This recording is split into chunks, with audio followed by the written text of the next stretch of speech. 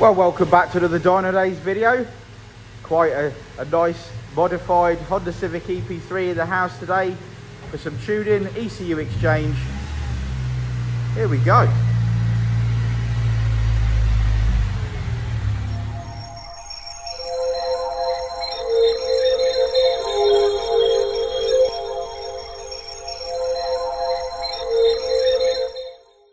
Well, she's up on the dyno and she's strapped down. It's time for her initial power. Now, this one's got some mods. It's got a 70mm throttle body. It's got a Skunk2 inlet of some description there.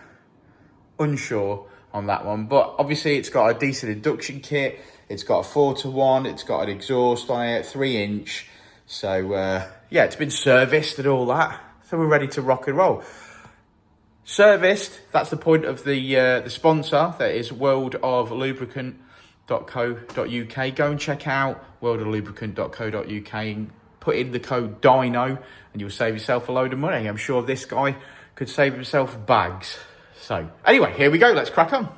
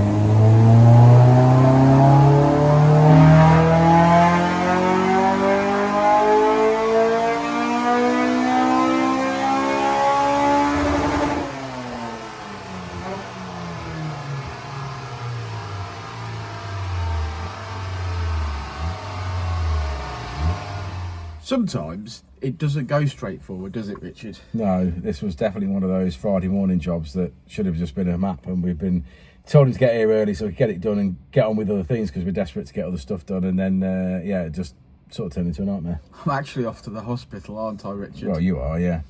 I've got tons of stuff to do here, but yeah, so anyway. Swap you? Yeah, I probably would. Yeah, if I was. Do you want something shoving down your throat? No, I wouldn't, no. Are you sure? Yeah. Okay. I'll give you some practice before we go. Oh, thanks, mate.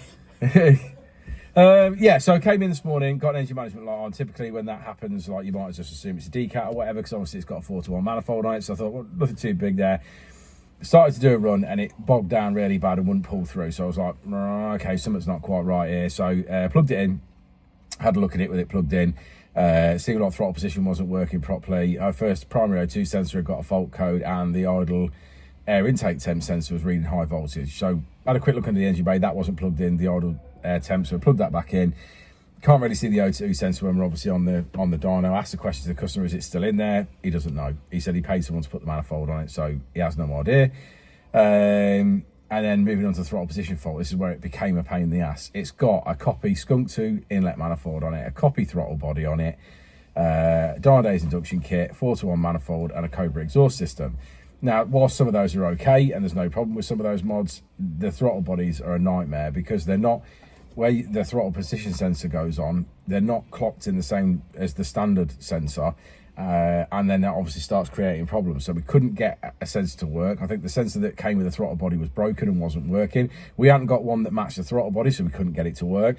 Luckily, we did have a spare, well, we'll say sort of spare, pulled it off an engine that we've got, a complete stock throttle body with everything on it.